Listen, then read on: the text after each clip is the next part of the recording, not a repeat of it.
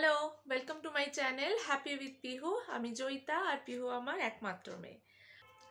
আজকে আমার টপিক হচ্ছে বেবি বপিং, মানে হচ্ছে বাচ্চাকে খাওয়ানোর পরে যে ঢেকুর তোলাই আমরা, সেটা কতটা ইম্পর্টেন্ট, সেটা অ্যাকচুয়ালি কি, সেই নিয়ে আজকে আমি আলোচনা করব। দেখুন, বিশেষ করে যখন ছোট বাচ্চা মানে একদম নিউবর্ন বেবি থেকে আপ টু 6 মান্থস এটা ভীষণভাবে জরুরি এবং পরবর্তীকালেও আপনাকে এটা কিছুদিন অন্তত চালিয়ে যেতে হয়। খাওয়ার পরে বাচ্চাকে অবশ্যই ঢেকুর তোলাবেন। যখন বাচ্চার জন্ম হয় তারপরে মাকে সাধারণত হসপিটালের নার্সরা এই টেকনিকটা দেখিয়ে দেন।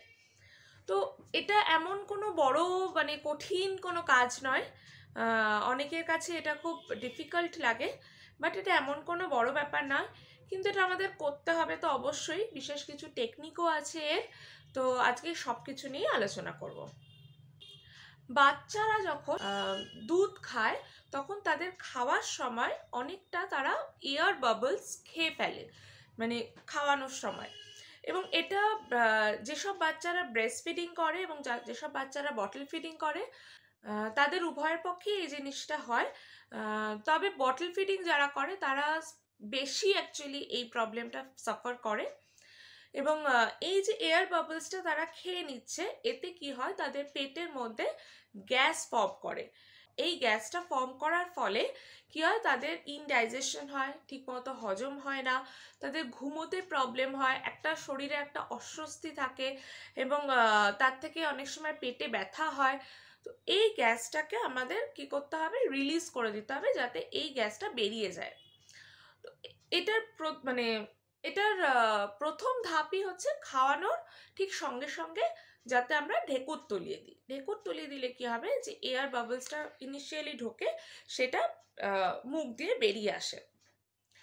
অনেক সময় দেখা যায় যে বাচ্চা হয়তো ঢেকুরটা ঠিক মতো তোলে না, তাতে বা খেতে খেতে অনেক সময় কি হয়, ওই এয়ার বাবলসটা খেয়ে নেওয়ার ফলে কি হয়, তাদের গলায় একটু আটকে যায়, একটা অস্বস্তি হয়। তো তখন ইমিডিয়েটলি বাচ্চাকে সোজা করে নিয়ে ঢেকুর তুলিয়ে সেটাকে বের করে দিলে তারা সঙ্গে সঙ্গে একটা রিলিফ পায়। এই ঢেকুরটা আপনি কখন তোলাবেন, এটা সঠিক নিয়ম হচ্ছে আপনি খাওয়ানোর সঙ্গে সঙ্গে ঢেকুরটা তোলান, ওটাই হচ্ছে সবচেয়ে ভালো। নর্মালি বাচ্চা 5 থেকে 7 মিনিটের মধ্যে ঢেকুর তুলে ফেলে, কোনো প্রবলেম হয় না। যদি আপনার বাচ্চা দেরিও করে ঢেকুর তুলতে, তাহলেও আপনি ধৈর্য ধরে চেষ্টা করবেন অন্তত 10 থেকে 20 মিনিট। পিহুর ক্ষেত্রে যেমন আমাকে খুব সাফার করতে হতো, এক এক সময় ঢেকুর তুলতোই না। তো আমাকে ডক্টর বলেছিলেন আধ ঘন্টা ধরেও পেশেন্স নিয়ে ট্রাই করে যেতে হতে পারে। তো এমনও হয়েছে আমি হাফ অ্যান আওয়ার ধরেও ট্রাই করেছি। তো অ্যাটলিস্ট আপনাকে 10 মিনিট থেকে 20 মিনিট ট্রাই করতে হবে বাচ্চা যাতে ঢেকুর তুলে নেয়। তাকে সোজা করে রাখতে হবে, সোজা করে ধরে রাখতে হবে যাতে ঢেকুরটা তার বেরিয়ে আসে। ঢেকুর তোলানোর মেনলি দুটো সবচেয়ে পপুলার পজিশন আছে। একটা তো অবভিয়াসলি আপনি বাচ্চাকে নিয়ে এভাবে আপনি কাঁধের কাছে ফেলতে পারেন।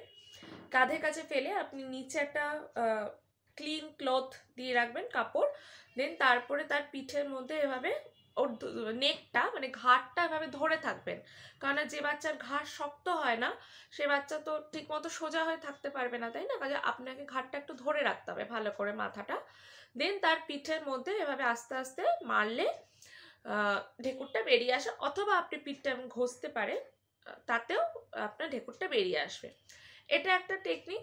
আর আমি যে টেকনিকটা ফলো করতাম সেটা হচ্ছে বাচ্চাকে এভাবে আপনি কোলের মধ্যে বসান, বসিয়ে তার ঘাড়টাকে মানে একটু ঝুঁকিয়ে দিয়ে তার ঘাড়টাকে এভাবে চিনটাকে এভাবে ধরা, খেয়াল রাখবেন যাতে গলায় চাপ না পড়ে। এইভাবে আপনি ধরে নিলেন, দেন একটু ঝুঁকিয়ে নিয়ে ওর পিঠটাকে এভাবে নিচ থেকে ওপরে এভাবে ধরে ধরে হালকা হালকা করে চাপ দিয়ে তুলবেন, অথবা পিঠে আস্তে আস্তে মারলেও ঢেকুরটা উঠে আসে। এই হচ্ছে দুটো সবচেয়ে পপুলার পজিশন। নর্মালি এতে কোনো অসুবিধা হয় না, মা নিজেই করতে পারে।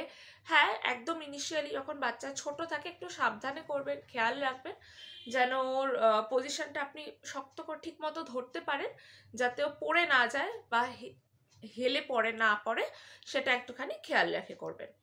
অনেক সময় বাচ্চা ঢেকুর তোলার সময় মুখ থেকে একটু দুধ তুলে দেয়, একটু আধটু দুধ তোলা নর্মাল, এতে ঘাবড়ানোর কিছু নেই, তার সাথে ঢেকুরটা উঠে যায়। যদি বেশি বমি টাইপের করে এবং তারপরেও করে বা বারবার করে, তখন আপনি অবশ্যই ডক্টরের সাথে কনসাল্ট করবেন।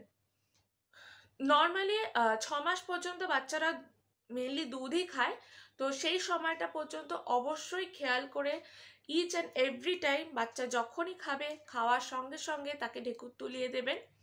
এবং আপনাকে এটা হয়তো 10 মাস কি 11 মাস পর্যন্ত কন্টিনিউ করতে হতে পারে, যতদিন না আপনার বাচ্চা নিজে থেকে বসে ঢেকুর না তুলছে, মানে এটা শিখে না যাচ্ছে সে, ততদিন না পর্যন্ত এটা আপনাকে কন্টিনিউ করে যেতে হবে, কারণ ঢেকুরটা তোলানো ওর জন্য খুব দরকার। ব্যাস, এটাই হচ্ছে আমার আজকের টপিক। আশা করি আপনাদের ভালো লেগেছে। ভালো লাগলে অবশ্যই লাইক করবেন, অনেক অনেক অনেক শেয়ার করবেন। আমাকে অবশ্যই কমেন্ট করে জানাবেন যদি আপনাদের নিজস্ব কোনো সাজেশন থাকে, এবং আপনার কমেন্ট আমার কাছে কিন্তু ভীষণ মূল্যবান, এটা মাথায় রাখবেন। আর হ্যাঁ, সাবস্ক্রাইব করতেও ভুলবেন না। Bye bye.